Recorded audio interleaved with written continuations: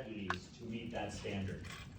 Today, we're taking a major step to tackle our police and sheriff staffing crisis and make San Francisco safer. Right now, San Francisco has fewer than 1,500 full-duty police officers, more than 500 below the recommended staffing level.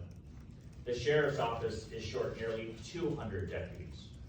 That means fewer officers and deputies walking our neighborhoods, slower response times, and a growing dependence on costly and unsustainable overtime. Our residents and our officers deserve better. Today, I am proud to announce our plan for full enforcement staffing. It's called Rebuilding the Ranks. This executive directive lays out a clear plan to restore our public safety workforce starting immediately. In the next 100 days, we will launch an SFPD Reserve Officer Program to fight off attrition and make it possible for retired officers to return to the field.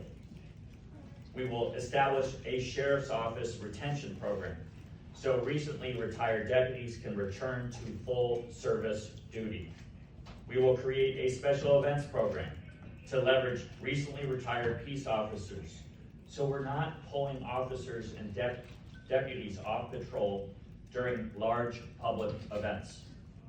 We will cut red tape in the hiring process and bring on new officers and deputies faster. And we'll partner with the private sector to strengthen recruitment, marketing, and outreach. San Francisco will sustainably staff our departments for the long term through academy improvements, better use of technology like drones and real-time data systems, and partnerships that help us deploy resources where they're needed most. These reforms will literally put more officers on our streets. They will help keep our communities safe and make sure our officers and deputies have the support they need to do their jobs effectively and efficiently.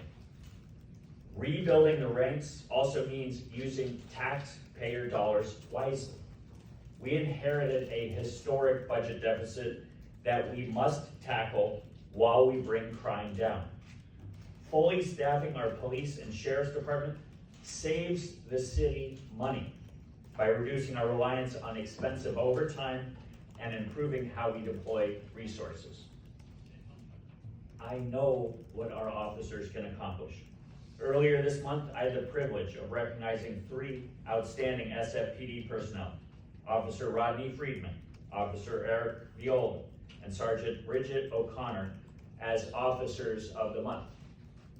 Officer Friedman has served in many of our neighborhoods, from the Tenderloin to the Mission to Bayview, where he now works on the Community Violence Reduction Team. Officer Viola has spent more than 8 years across multiple stations helping reduce gun violence and strengthening trust in our communities. And Sergeant O'Connor, born and raised right here in San Francisco, brings a legacy of public service and deep investigative experience from her time in internal affairs and homicide. Together, these 3 officers recently helped identify and arrest a murder suspect by piecing together evidence, coordinating with investigators, and moving quickly to secure critical leads. Their teamwork and professionalism brought justice to a grieving family and kept our city safer in the process. We need more officers and deputies like them, and we need to give them the tools, the training, and the backup they deserve. In just 4 months, we're already seeing early signs of progress. Violent crime is down, property crime is down, car break-ins are at 22-year lows, and street encampments are at their lowest point since 2019. We had the safest Lunar New Year parade on record, thanks in part to our public safety agencies that were at full staffing for that weekend. And yesterday, we welcomed 55 new recruits to the police academy, the 3rd straight full class. People are just starting to feel safer on our streets. Now, we need to take the next step by bringing them the resources to build a modern, accountable, and fully staffed public safety workforce that reflects the values of our city. We owe it to every resident who wants to feel safe walking home at night. We owe it to every officer and deputy who continues to show up day after day to protect and serve. Our work won't be done until every San Franciscan and every visitor feels safe in our city, and we will continue to build on the trust between law enforcement and community. But together, we can start rebuilding. Thank you very much.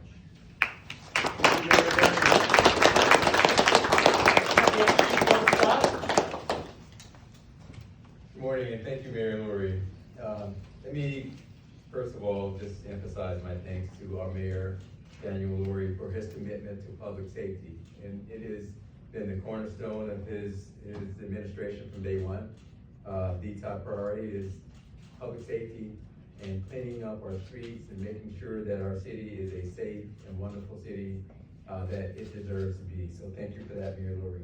I also want to thank our supervisors here, Supervisor Matt Dorsey, Supervisor Engardio, Supervisor Cheryl, Supervisor Mahmood, and Supervisor Salter. It is really, really a refreshing and wonderful thing to have the support of the Board of Supervisors when it comes to these public safety issues that our city faces, and they have been leaders in this cause. And I know we have supervisors that aren't here, but I want to thank the entire board for moving our public safety agenda forward. I also want to thank our Police Officers Association, headed by its president, Tracy McCray, who is here with us this morning. This is a total team effort. And I know oftentimes what gets the headlines is when the POA and the police department and the police chief don't agree on things. And believe me, we all want the same things. We want the best for our officers, we want the best for our city. And President McCray, she stands for what is right for her members, but she also stands for what is right for this department, and I can't thank her enough for her leadership. And last but not least, my partner in public safety here, our Sheriff, Paul Miyamoto, who is just invaluable to the work that we do in San Francisco to make our city safer. He's been a great partner and a great friend, so thank you for that. As the mayor said, yesterday was a great day. We welcomed 55 new members to the police department, and as he said, that has been the third straight full class that we've had, which hadn't happened in a long time.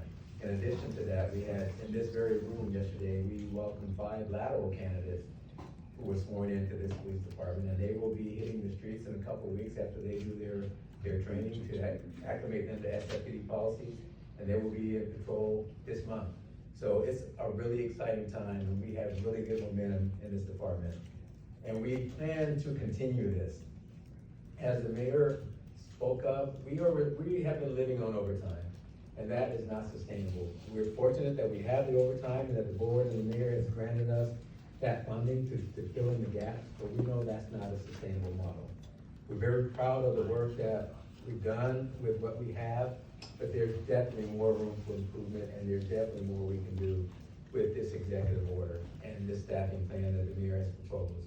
We are still 500 officers short. Yesterday made that a little bit better, but we still have a long way to go.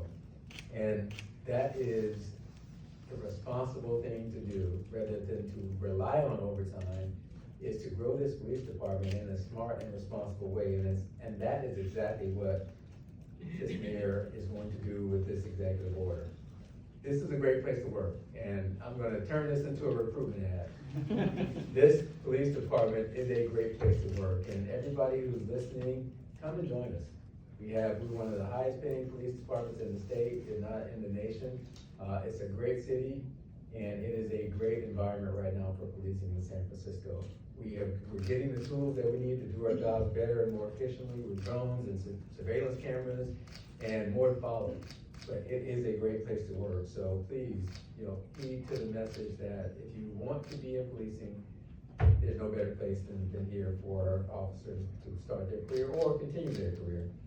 Now, I say that as I'm leaving, and no pun intended, but I want to bring that up because, again, this city, with this mayor's leadership, has a special opportunity to transition in ways that most cities can't. We have here with us the next interim chief, Paul Yutt, and it is a wonderful, special, and unusual thing to be able to transition in the way that we are transitioning. Because he is already working for the city in the mayor's office, and now will be rejoining the police department, we have an opportunity to continue all of the initiatives that we have set forth to do. Just today, he and I were at a meeting with a bunch of community groups at the University of San Francisco, and to be able to sit and hear from me and then have the new interim chief commit to these initiatives will continue. Let's not let this moment escape, because this is not the way it's usually done. It's usually just not done that way. And again, we lead the way in San Francisco. This transition is something special. So I just want to thank Chief Yep, because I know we've blown up the schedule with all these meetings that now he's a part of. But I want the public to know that the guarantee from our mayor, from me, and from Chief Yep is that the work will continue.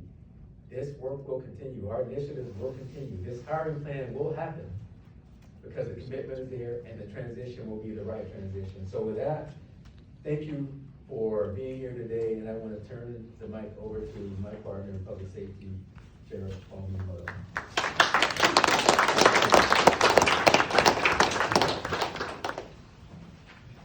Good afternoon, and it's always difficult to follow somebody of Chief Scott's stature, and we've publicly been congratulating him. It is a huge loss, though, no matter which way you cut it, and I want to express my gratitude for having the opportunity to work with him through the many years that we've been together collaborating. To see it come to fruition under this current mayor and to see it grow from that is exactly why we're here today. And I'm grateful for that support, not just from you, but everyone up here. I do want to point out also there are other partners in our processes and in our attempts at making sure everybody is safe in San Francisco. Chief Crispin walked in from the fire department. I wanted to recognize our continued partnership. And as you had a recent transition in the leadership there, we've been able to work together and continue the good work. I also want to recognize our Deputy Sheriff's Association President, Ken Lamba, who is also in the audience here and supportive of all of our efforts. Because it's no secret that public safety is in the throes of a staffing crisis. And I applaud Mayor Lurie for recognizing that this crisis needs to be addressed head on, and that we are stronger when we all work together. And it is so refreshing to be standing up here like this and not having to deal with other issues which take away from the good work that we do here in San Francisco for public safety. On a positive note, although we are 167 deputies down, we've been able, through our current efforts, to get our numbers up and hiring past what we plan to hire into our ranks. We have currently 40 deputies that are in academy classes spread out amongst different locations. We have deputies at academies in San Mateo, San Jose, Alameda, and Santa Rosa at any given time. And to work together in these next phases, to work together on making sure that we share resources, we share training resources, we share operational resources, and we keep our numbers and our dollars local when it comes to that is really refreshing to see and inspiring for us to be a part of. Some of the areas in which we hope to work collaboratively and work in a way that really emphasizes public safety in San Francisco is to come together, to share resources, to come together and bring to the table everything good, not just about the police department or the sheriff's office or even the fire department, but to bring everyone together and recruit and message out exactly what the mayor has been saying about San Francisco. We are on the rise, we are coming back.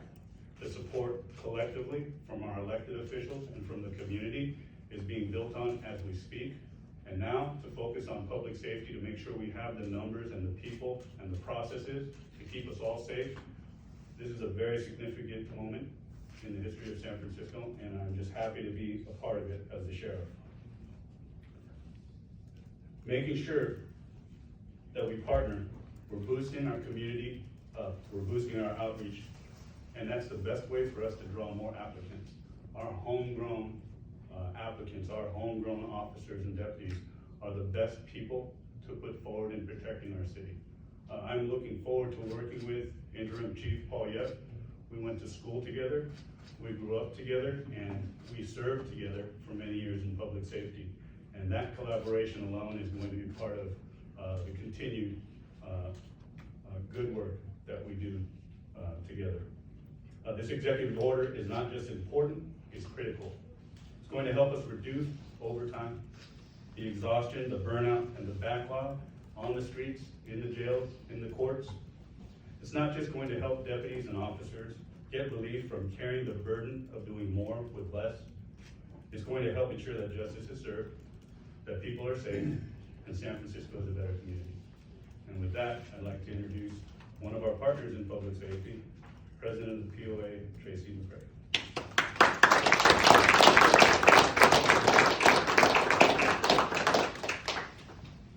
How you doing? Good morning, thank you all for being here, or afternoon. My name is Tracy McCray, I'm the president of the POA. We all share the same goal, you will hear it over and over and over again. Everyone wants a fully staffed police department, sheriff's department, President Wamba is the same, we're in the same boat. We want to deliver the level of service that San Franciscans expect and deserve. Our officers continue to meet the moment, even while working short, handling more calls, and doing more with less. That has been the theme for the past 3 to 4 years. We do more with less. We appreciate efforts to think creatively, whether it is improving the hiring process, we talked about that, to bring back experienced personnel, but to hire new officers. 55, like we said, is the largest class in about 3.5 years. So it's a good place to start, but we can't stop there. All of these ideas move us forward. The expanded reserve officer program, we do have reserves now. The program is to now pay them. While this is a start, and we'll be talking more about this on Thursday, we can't stop there. Those initiatives will help, but we still need more to be done, more people to come through the doors. Attracting new officers, but also retaining our veteran officers just a little while longer. Also means making the job worth applying for and worth staying for. That includes competitive pay, right? We all know how expensive it is to live in this region, in this city. Benefits, a contract that values public safety. We'll be in contract negotiations next year. It'll be your first time, good luck. When all these pieces come together, San Francisco will get the public safety department it wants, it needs, and it deserves. Because everyone should feel safe walking down the street, no matter what part of the city they live in. Whether it's the Bayview, the Sunnyvale, Sunset, Marina, North Beach, everywhere. All the supervisors, your districts that you represent, your constituents want to feel safe. And we want to provide that. But we need help. The deputies need help. So I'm appreciative of us all collaborating together. I look forward to it. You have a lot of homegrown talent in this room. So I look for something spectacular, and it really starts on Thursday. So thank you. Thank you.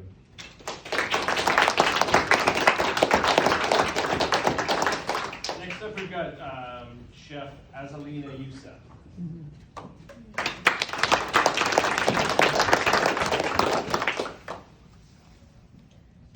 Hi, my name is Azalina.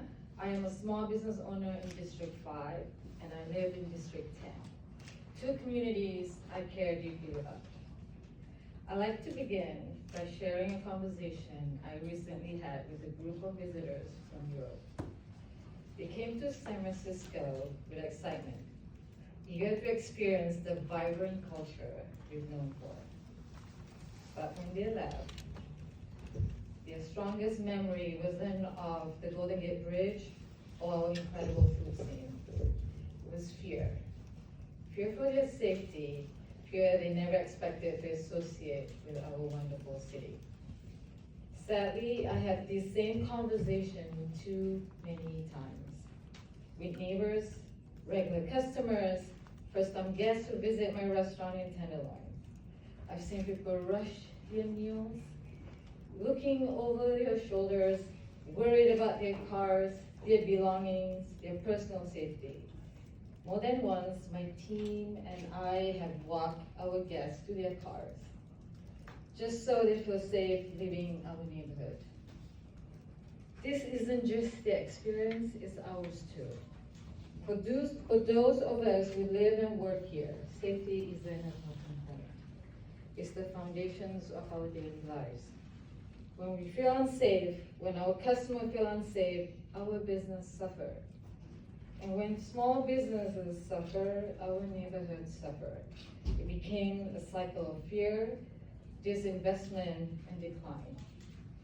That's why I'm standing here today in support of Mayor Lurie's public safety staffing plan and executive order. This isn't just about officers, it's about smarter, more compassionate policing. It's about placing well-trained officers in the neighborhoods that need them the most, like Tenderloin, like Des Moines, Bayview.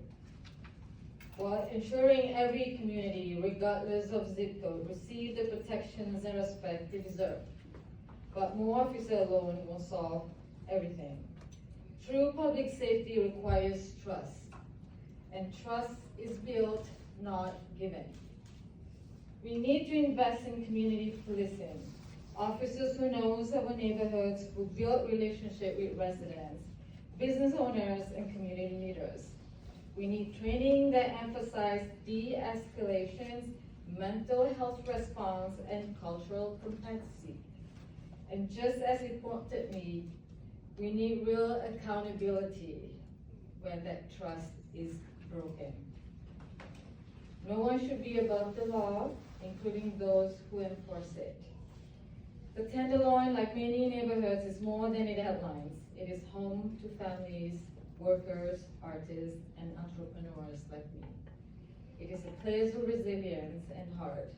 It is also faces real challenges, homelessness, addictions, and mental health crises that can't be solved by policing alone.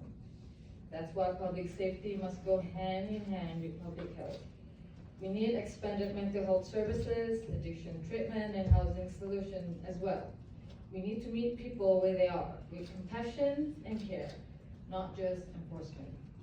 These are basic human needs, not political talking point. As a small business owner, I know that we are the anchors of our communities. We create jobs, provide gathering spaces, and contribute to the fabric of San Francisco. But we can't do it alone.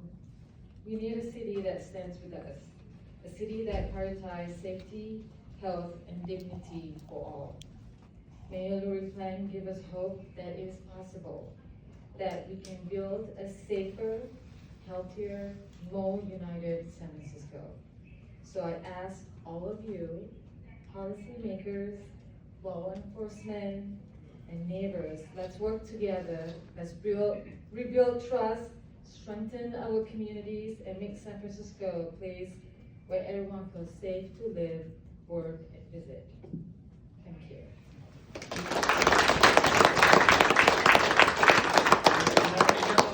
Supervisors, starting here with Supervisor Dorsey. Thank you so much, and thank you, Azalina, who gets better reviews in the New York Times than anyone else here.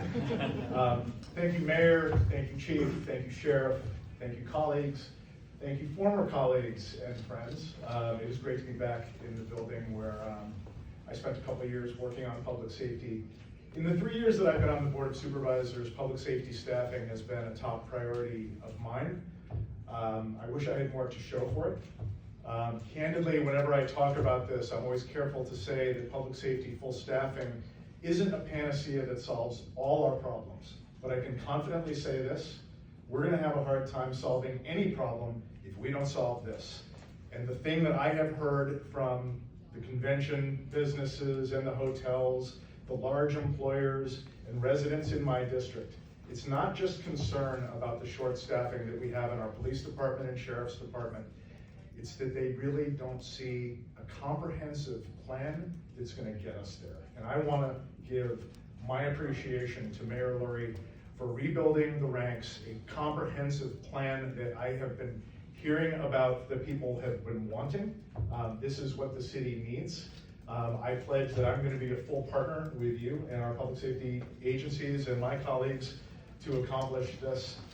Thank you so much. Let's get to work. Supervisor Dorsey. Thank you. I'm Joel Engardio. I represent the Sunset District. There are two truths that we cannot ignore. Public safety is a core function of government, and San Francisco is short 500 officers for a city our size. Those truths don't fit. That's why we need to be creative in solutions. Relying on overtime is not sustainable, so we need to embrace and support Mayor Lurie's action plan to get us to full police staffing. Now, the answer to full police staffing is recruiting enough young people who want to be police officers. But until then, we have to think outside the box and do innovative things. I'm a big fan of the police reserve idea. That's where if someone is recently retired and they're still in their prime, they can come back and patrol and investigate and really help fill the gap. So we need to do these innovative programs, support the mayor, support these ideas, and look at public safety as holistic. We see our fire chief is here, our police chief, and our sheriff is here. They all fit together. Our sheriff department is short. We need to fill those spots. We need more local hiring in the police and the fire department and our police department. So thank you, Mayor Lurie, for your leadership. Supervisor Removed. Good afternoon, everyone. My name is Supervisor Bilal Mahmoud, and I represent the Tenderloin. I have the distinct pleasure of also representing Azalina, who's sometimes actually my actual boss. To represent the Tenderloin means recognizing that public safety has to be the foundation of any work that we do going forward. Without public safety, we can't have small business owners focus on cooking their food. They have to be thinking about public safety as well. We can't have families and children and seniors walk the streets of the Tenderloin without having to worry about the street conditions. And ensuring public safety for residents starts with a fully staffed law enforcement agency. Our officers can't do their jobs effectively if they're overwhelmed or pulled away from the field for administrative work. That's why I strongly support Mayor Lurie's Rebuilding the Ranks plan, because it's not just bold, it's nuanced.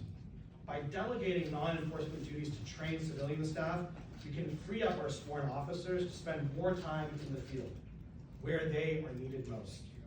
This is smart, it's strategic, and it's an approach to addressing our current staffing shortage that has not been considered for years. It's going to make our neighborhoods safer. We owe it to our residents, the families, the children, the seniors, our small business owners to get this right. I want to thank you, Mayor Lurie, and his public safety policy team for introducing this thoughtful approach.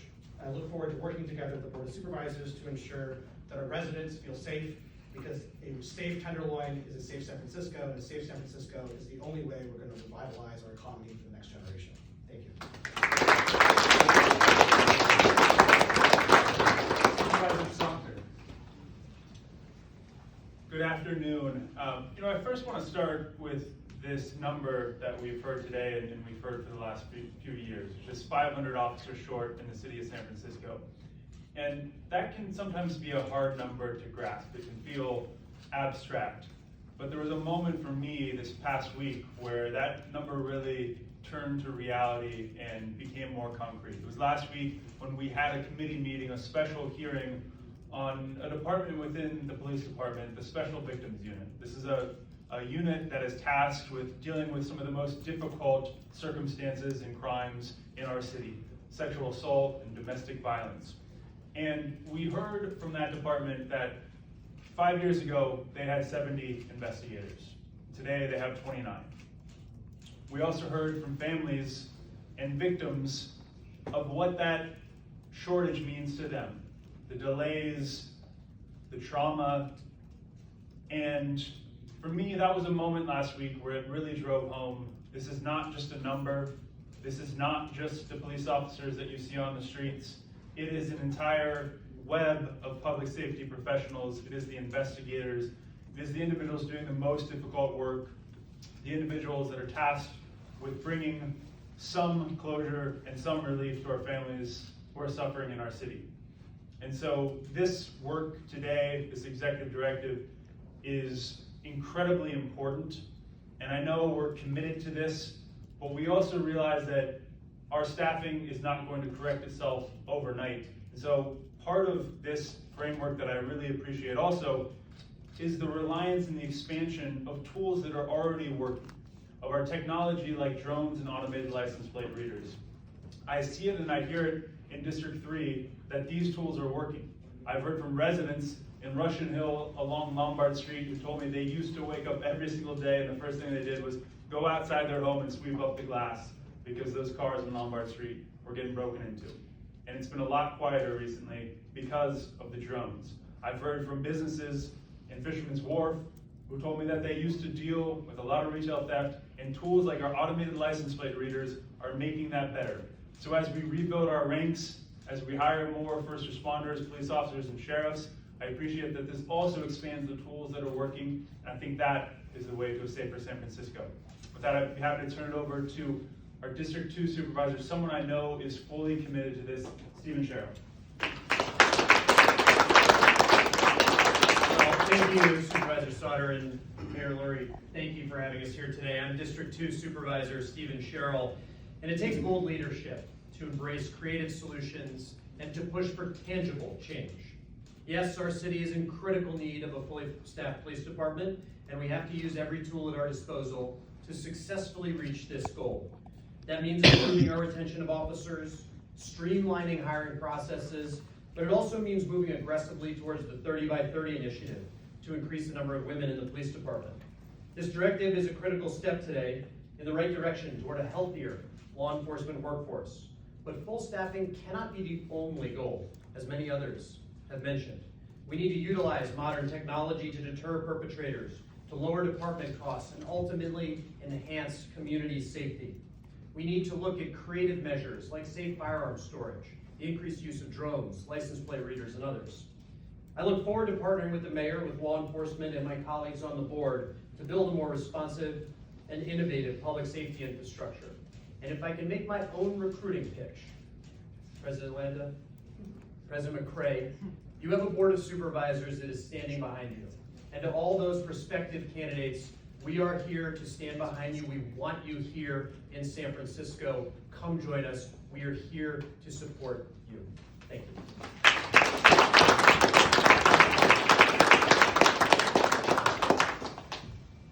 We're ready to take a few questions. We'll go hands one at a time. Are we operating under an assumption that it's going to be more cost effective for the city to be fully staffed than overtime? And if so, where will that money come in the interim while we try to get to those staffing levels? Well, I'll just say yes. We saw the overtime numbers recently. We're crunching the numbers on our budget that we'll propose in a few weeks. More officers means less mandatory overtime. It means officers that aren't overworked, and it will save us money. And you'll see those priorities listed out in my budget in a couple of weeks. So we don't have estimates yet of how much savings there would be? Not yet, no. Christian? So wondering how you reconcile trying to bring new officers in when two of our leaders in the police department are set to leave. Obviously the chief is on his way out, Assistant Chief Lazar as well, announcing his retirement. So what's the ask? How do we get there when we know that some of our senior leadership will be leaving in the very near future? Well, I appreciate the pitch that Chief Scott made. He's got a wonderful opportunity that he is facing or heading to, and we have a wonderful opportunity here in San Francisco. We are a city on the rise. This is a great place to be a police officer. Crime is down. You have, as Supervisor just said, a board of supervisors and a mayor that is going to have the backs of law enforcement. I think that is a tone shift. We want to continue the reforms that we've implemented here at the police force, but we also want people to come to San Francisco. And if you're reading the tea leaves and seeing the news around this country and around the globe, people have changed their tune on San Francisco, and we welcome officers, sheriffs to apply. This is a great place to be in law enforcement.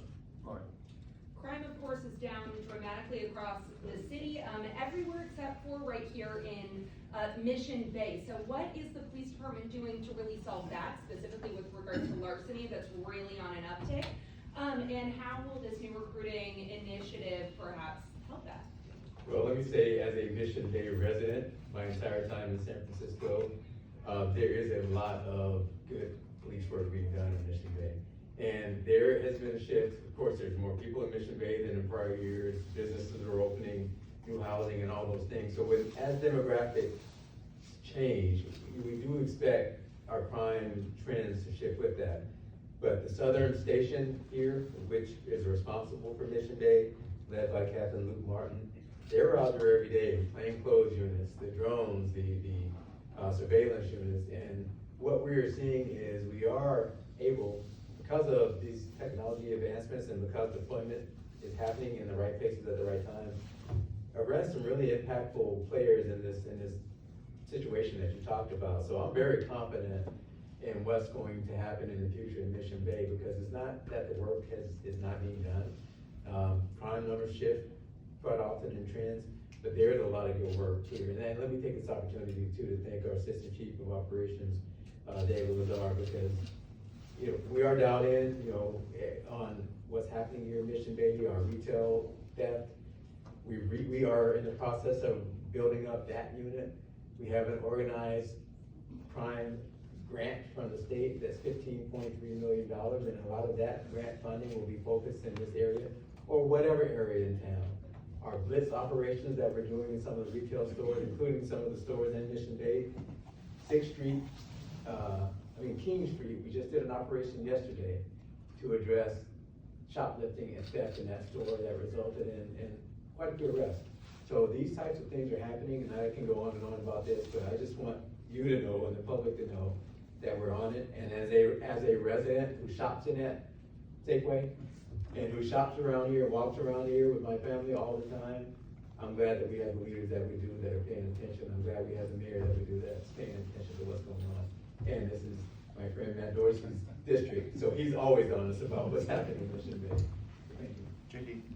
Can one of you talk a little more about the reserve officer programs and how that differs from what's currently allowed? Would this mean paying officers a salary on top of their pensions, or would they have to freeze their pensions in order to participate in those? So officers under the current city charter, which is not going to change, can work up to 960 hours a fiscal year when they retire. So we'll tap into that. Right now, our reserves only get, I think, a $50 a month stipend or something like that. It's nothing. And we have, I think 23 or 28 reserves right now. Those reserves, if they choose to do this, now can be paid a police officer's wage to do that same work. On the top of that, recent retirees or people who we anticipate that will retire in June, next month, will also have an opportunity to come back and work a variety of assignments. Now, we still have to work out some details. There's a meet and confer process and all that iron out the final details. But it gives us an opportunity, as Mayor Lurie has pointed out, to do some innovative things to relieve some of the staffing challenges that we have. Those reserves can work our special events. That's another part of this program. A lot of our deployment on parades, we have Pride Parade coming up. We have St. Patrick's Day that we just had. This city has a lot of special events, and those events are staffed by patrol officers usually that now can't work regular patrol functions. The reserves can fill that void, and that's what we plan to do, so to alleviate some of our staffing. It's a very innovative model. Other cities are actually already paying reserves, and I do want to thank former Sergeant Joseph Azim, who now works for the mayor, that has been instrumental in this coming together, and Assistant Chief Lazar, who have really been leaders in making this come together, and as well as future interim Chief Paul Yep. So we think we have a good model. We've seen what others are doing out there who do have paid reserves, but they will still be reserved. They will still be retired, those that are retired. They won't have to give up their pensions. So all retirees hear me clearly. You won't have to give up your pensions, and you can come in and work and help the safety in this city and still make a little money on the side and help our deployment situation. So thank you. Do you have any last ones? No? Okay. Then we're gonna wrap. Mr. Mayor, why don't you favor an elected Sorry, police chief? We're taking questions. You were elected by 500,000 people. These supervisors had 80,000 voters. Why aren't you in favor of an elected police chief? Give the people the power. Bye.